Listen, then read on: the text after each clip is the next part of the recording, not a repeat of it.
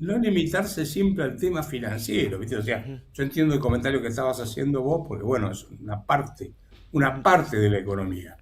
Pero no es que solucionamos todo porque hicimos un repo o porque, qué es eso, no sé, el fondo me desembolsó o lo que sea. Después tenés la vida real, donde la gente llega a fin de mes, no llega a fin de mes, la actividad económica funciona, no funciona. Eh, y la realidad es que miré el dato de utilización de la capacidad instalada, la venía siguiendo, mira, desde el 2002. ¿Viste? Después se descontinuó, bueno, pudo hacer un empalme. Y está, porque en el 2002, acordate que fue una caída importante de la actividad económica, ¿no? ujú, 11% cayó el Producto ujú, Bruto ese año o una cosa por el estilo. ujú, Eh, Ahora, el impacto que vos tenés cuando tenés media economía paralizada, para ponerlo de alguna forma, yo ahí hice la cuenta, son 12 sectores los que vos estabas mostrando recién. ujú, Son 12 sectores. 5 los tenés en el orden, digamos, superando el 50%, para ponerlo de una forma. ujú. Después otros empatando el 50% y el resto lo tenés ya en niveles del 40%. O sea que si tengo 40% de utilización de la capacidad instalada, quiere decir que tengo 10 máquinas, de las cuales 4 uso, 6 no. Es Ujú, así, digamos, para ponerlo de alguna ujú, manera, ¿no? Entonces, ojo con esto, porque es obviamente solo el sector industrial. Después tenés que ver también qué está pasando en la construcción y demás sectores productivos, comercio y demás. Eh, a mí me preocupa el tema, porque el otro día Federico Sturzenegger, esto tiene dos impactos. Si vos la actividad económica, el EMAE, el estimador mensual de actividad económica, tiene, digamos que tiene dos partes. El promedio, que es una cosa, y después cuántos son los que le va bien y cuántos son los que le va mal. O sea, lo desagregás. Si vos tenés la mayor parte de los sectores a los cuales le va mal, la recaudación impositiva te empieza a flaquear. Que si vos te fijás en los números de los últimos 10 meses, hay 10 meses casi consecutivos, salvo un mes, que es el de mayo, donde la recaudación impositiva crece por debajo de la inflación. O sea, crece en términos, cae en términos reales. Vos recién comentabas un posteo de Caputo. Ojo que se publicó la Oficina de Presupuesto del Congreso los datos de junio, el devengado, y tienen déficit en los dos lados. ¿Qué Sí, está pasando? creo que lo menciona el ministro en el posteo de él, que junio fue un mes. Pues, No, es no, más, la creo verdad es que por que, eso titula con el semestre ese posteo, tomando el semestre claro, y en no el el mes. semestre le da mejor, Ujú, pero en junio le da, ojo ujú, que en el semestre le da déficit financiero, ujú. ¿no? Sí. Pero, porque ahí hay todo un debate, cuál usó el caja, el devengado, es toda una historia. Mm. Bueno, Ahora, de hecho, si la, hasta mayo estaba en 0,2 creo, el financiero, y ahora está 0,1. por eso, Mm, a ver, lo que estás teniendo es que te aumenta el gasto y te baja la recaudación en términos mm, reales. O sea, en términos reales sube el gasto y mm, la recaudación baja en términos reales. mm, ¿Por qué baja? Bueno, porque bajaste algo las retenciones, pero también te caen los ingresos tributarios por el IVA de GI, en términos reales estoy hablando, ¿eh? Y por menores importaciones, dado que tenés menos actividad, lo que estábamos viendo antes, importás menos insumos y pagás menos derechos de importación y ese tipo de cosas. Y el impuesto al cheque también te da negativo en el semestre. Entonces, guarda con ese flanco, porque si a vos te sigue aumentando el gasto y si te caen en términos reales, y te caen los ingresos en términos reales, en algún momento tenés un problema.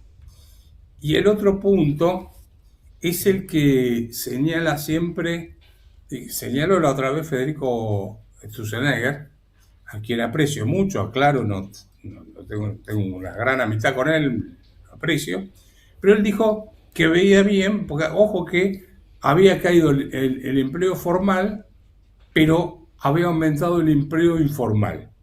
Entonces, que el neto le daba 400.000 puestos de trabajo nuevos por los informales.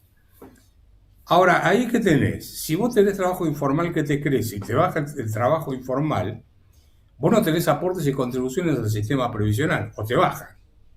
Al bajarte, te complica más el frente fiscal por el lado del sistema previsional. No sé si me explico. Sí, sí, O está claro. sea, entonces, a mí me parece que festejan cosas que no son tan festejables. O sea, hay que mirar un poquitito más allá del dato del día, y decir, bueno, esta es la foto, pero ¿cómo es la dinámica hacia el futuro de acuerdo a lo que vengo haciendo, ¿no? Mm. Ahora, vuelvo al tema de capacidad instalada y economía real, ¿no? Vos hablabas Sí, de sectores que están por debajo del 50%. sí, El punto también es el impacto y la importancia de esos sectores, porque vos ahí tenés la industria automotriz con un 45.5, la industria sí, automotriz que es muy multiplicadores, como la construcción. Se dice que después de la sí, construcción es la industria más importante, la automotriz, bueno, por ahí ahora es la petrolera, pero después tabaco, sí, 43.2, textiles, sí, 42.2, que bueno, están muy mal los textiles, productos sí, de caucho y plástico, neumáticos, 39.6, pero sí. la siderurgia, o sea, la metalmecánica, está en un 38.7. Entonces vos tenés automotrices y metalmecánica, las dos industrias tradicionalmente más importantes, ¿m? Que están por debajo de ese 50%. Y Y acá sí, la pregunta ¿es todo competitividad, todo problema de impuestos, dólar, o hay otras cosas? mira, mi visión es, viste que ahora se dice la macro está en orden, el problema es la micro, o Sí, cosas por el estilo, ¿no? sí. Yo no creo en esa frase. Si vos tenés la macro en orden, la micro, salvo que seamos todos tarados y no sepamos administrar nuestras empresas, también va a estar en orden. O sea, yo entiendo que en un proceso de transformación, donde vos pasas de un modelo de proteccionismo a una economía abierta, van a quedar sectores afuera de la economía y sectores que sí, que se pueden recomponer. Es más, publiqué una nota en Infobae esta semana. Viste que ellos hablan siempre de que la escuela austríaca, yo digo la escuela austríaca de hace, sabés que décadas. Ujú. Y revisé un trabajo Por lo de menos más de Mises, 35 que hago este laburo y te edito notas. eh, claro, o sea, conoces, sabés cómo pienso. Sí, Y te revisé un trabajo, Mises en el año 42 visita México y en el año 43, a propósito de unos empresarios mexicanos, les manda un trabajo sobre qué tienen que hacer con la economía. Y él le dice, guarda, los pasos a seguir son estos, el último es la apertura de la economía. Primero le tenés que dar al tipo que está dentro del sector las condiciones para que pueda competir. O sea, bajarle los impuestos, hacer las reformas, tener que tener infraestructura, etcétera. O sea, son 50 páginas que hay que leer, ¿no? Entonces, mi punto es, guarda, porque si vos atrasás el tipo de cambio, ¿y por qué digo que atrasás? No porque yo diga que haya que devaluar, sino que siempre digo, hay que liberar el mercado de cambios. Acá tenés una fuerte intervención en el mercado de cambios. Te están vendiendo futuro, te están vendiendo bonos ligados al dólar, te manejan mucho los encajes, entonces no tenés para hacer carretera, entonces no tenés un tipo de cambio libre. Liberar el mercado de cambios, dar infraestructura a los sectores para rutas, puertos, etcétera. Eh, Bajar impuestos y ahí mandarlos a competir. Si no, puedes estar mandando a la quiebra empresas que probablemente podrían competir porque se podrían reconvertir. Lo que yo veo es que acá estás perdiendo empresas que probablemente no tendrían que desaparecer del mercado si hubieses hecho el camino diferente, como hizo Chile. Chile hizo primero las reformas estructurales y después le abrió toda la economía. Los que son ganadores, ¿no? Seguimos con estos datos de capacidad instalada. Vos tenés refinación de Sí, petróleo, las metálicas básicas, papel y cartón, que hay que ver qué es lo que pasa sí. con papel y cartón, siempre están ahí arriba. Ese me llamó la atención. Eh, pero hace varios meses Y, que viene bien. sí, Eh, pero su- llama la atención, ¿sabes por qué? mm, porque en general cuando tenés papel y cartón que aumenta o está en un buen nivel, la economía funciona bien, Mm, porque demandás más para empacar, para etcétera. sí, sí. Después tenés alimentos en 60%, ¿no? Pero me detengo en refinación de petróleo, sobre todo 88,7, Sí, y alcanza con este sector que obviamente es vaca muerta. Supongo que se le sumará minería y no también minería no metálica. Pero es la foto, ¿no? La foto de nuestra economía actual, ¿no? Un sector o sectores industriales que son netamente ganadores. 88,7% es un porcentaje de primer mundo, es como, está casi en el estás casi trabajando 90%, a full a porque full. siempre tenés que hacer alguna reparación de alguna máquina o alguna cosa, así que estás a full prácticamente.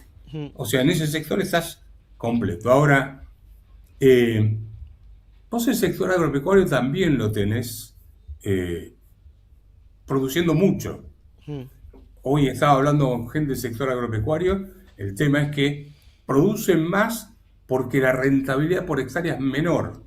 Entonces, lo que ellos necesitan es aumentar el volumen de producción para tener un ingreso que les permita más o menos. Es como si a vos te bajase el ingreso y tú dices que dar más charlas y hacer mm, más programas para poder bancarte los costos fijos, para ponerlo de mm, alguna forma. Entonces, aumenta el volumen de producción, pero no porque aumentó la rentabilidad, sino porque necesitan hacer más volumen.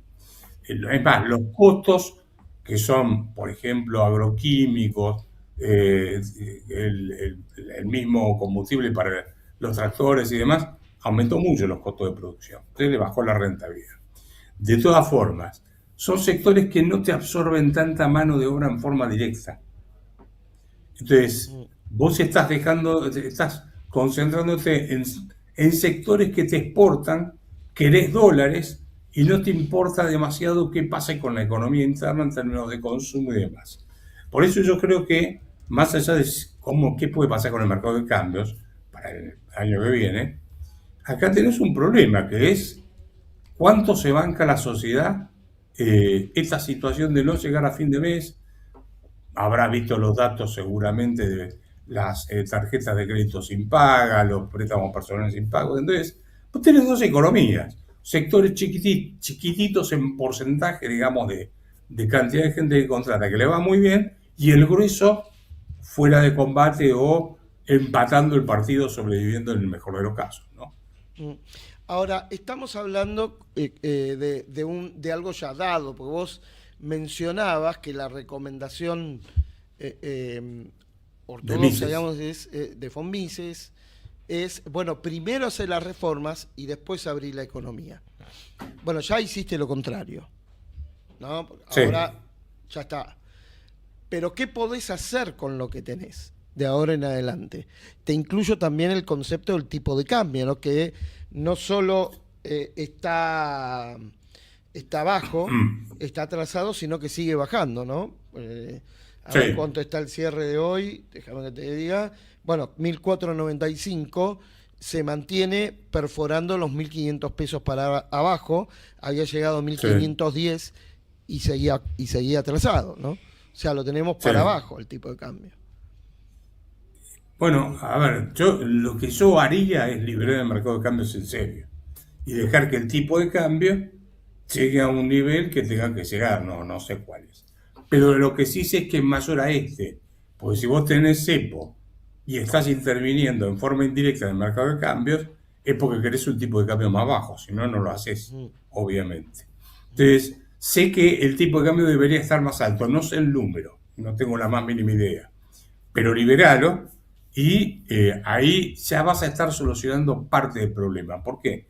Porque en rigor, de esos sectores a los cuales le va mal, que son economías transables, podés importar o exportar, por ahí estás subsidiando la importación de productos y mandando a la quiebra o liquidando a sectores que podrían ser competitivos si no subsidiaras con el tipo de cambio la importación, para mm. ponerlo de alguna forma, Ahora, ¿no? ¿es una cuestión estrictamente de cepo, el cepo que se mantiene, digamos, el cepo para empresas?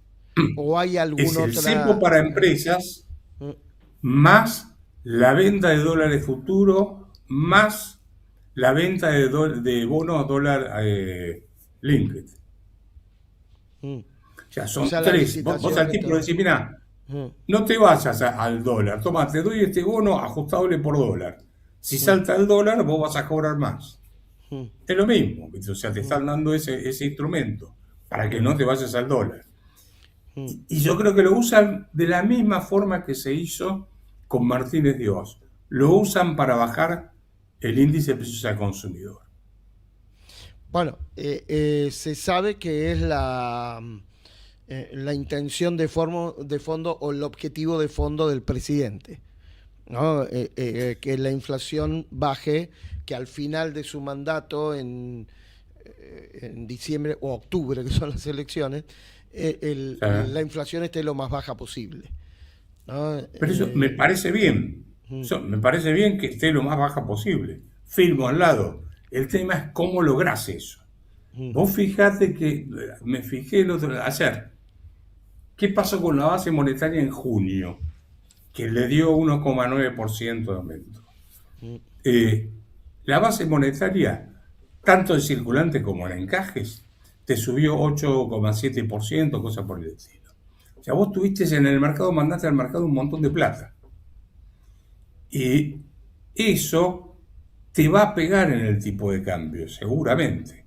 Entonces, ¿qué están haciendo? Están interviniendo cada vez más fuerte en el mercado de cambios para frenar la suba del tipo de cambio y que no le peguen el índice de precio al consumidor. O sea, tienen una inconsistencia ahí monetaria y cambiaria que les complica hacia el futuro, le complica sobre todo el sector real de la economía, que era el cual estábamos hablando antes, ¿no?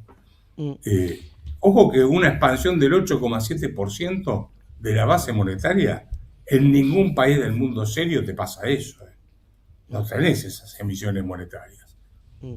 Entonces, Eh, em, guarda con eso porque este mismo mes miré los datos, el dato estaba hasta el 6 de julio, comparé contra el 6 de julio del mes pasado y también tenés un aumento del 9 y pico por ciento de la base. ¿Eso por qué? Porque en realidad el Banco Central también está emitiendo para comprar dólares y le transfirió al Tesoro, el Banco Central, utilidades por 24,4 billones de pesos también. Ojo, que ahí hicieron toda una trampa con el tema de las letras transferibles, pero bueno, lo dejo de lado esa historieta. Ojo que están Roberto, emitiendo, no es que no emiten. Después lo Roberto, sacan. sí, claro, después lo absorbe por otro lado. Pero em, quiero terminar con una pregunta que nos vamos del otro lado del score político y social de la Argentina, que es un tema que venimos tratando acá en el programa. Me interesa tu opinión Mm. de esta propuesta de la oposición más importante, de parte del peronismo, el peronismo más de izquierda, si querés, de Ujú. no pagar o reestructurar parte de la deuda, sobre todo la deuda tomada con el Fondo Monetario Internacional. Sí. Te pregunto si lo ves viable, qué consecuencias puede tener eso y si no crees que esto es también lo que mantiene vivo la propuesta económica del gobierno, ¿no? Sí, pero yo, a ver, entre en negociar con el fondo y salir al mercado a pagar 7, 8, 9 puntos de tasa, Mm, negocio con el fondo que me sale mucho más barato. mm, Y por ahora miran para el costado cuando no cumplo alguna de las pautas o cosas por el estilo. mm. Yo no creo que haya que renegociar. A ver, no entiendo, no sé qué es lo que quieren renegociar con el fondo. Te digo más ¿Qué o menos quieren? cómo es la idea y se lo cuento a la gente también. Eh, y es una nota, había varias ideas dando vueltas, pero el domingo pasado Horacio Berbisky en su portal, que Sí. obviamente tiene fuentes dentro de ese mundo, explica que la idea, por lo menos de Cristina y Máximo, después hay que ver si esto tiene algún otro plafón político, pero Cristina y Máximo Ujú. hablan de una quita de la parte de la deuda con el Fondo Monetario que excede a la capacidad de aporte de la Argentina. O sea, la Argentina tiene una capacidad de crédito desde el fondo monetario de Sí. más o menos 30.000 millones de dólares, 25.000 millones de dólares.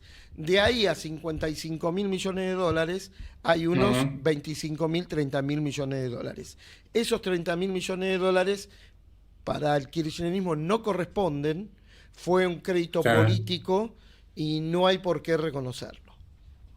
Y eso habría que reestructurar. O no Yo creo pagar. que, yo te diría que el kirchnerismo es especialista en no pagar las deudas, ¿no? Eh, y en quedarse con la plata ajena, como fue por el caso de las AFJP. ¿Te acuerdas que teníamos la plata ahí adentro?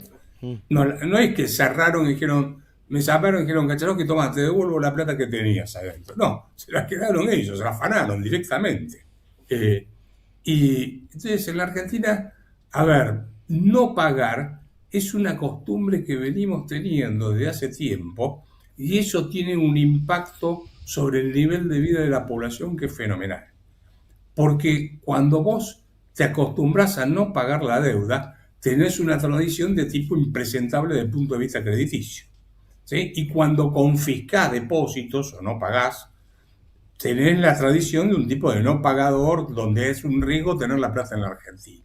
Eso hace que haya poco crédito y ahorro, o mejor dicho, hay poco ahorro volcado a la Argentina en el mercado financiero, porque te matan con los impuestos, porque te confiscan los depósitos, porque no te pagan los bonos, por lo que sea, y entonces no hay ahorro para que haya crédito. El crédito no se imprime, se genera a través del ahorro, que es el ingreso que yo no produje y no, o sea, tuve un ingreso, una parte que no consumí, y ese es el ahorro. Ese ahorro se lo presto a alguien para que consuma o para que invierta. Así crecen los países. Entonces, esta gente lo que pretende es seguir con la historia de no pago los depósitos, no pago los créditos que pedí prestado, etcétera. Es así, ni te van a prestar de afuera, ni te van a traer la plata de afuera, los argentinos de afuera, para depositar en el sistema financiero argentino. Pues dicen, esta gente se queda con lo mío. Por lo tanto, no tenés crédito, por lo tanto, no podés comprarte un departamento en crédito hipotecario a largo plazo a tasas pagables, las empresas no tienen crédito para poder desarrollarse. O sea que siguen con un populismo barato, a mi juicio. Roberto, gracias, como siempre, por este contacto. Me alegra verte Gracias a vos bien. por el llamado.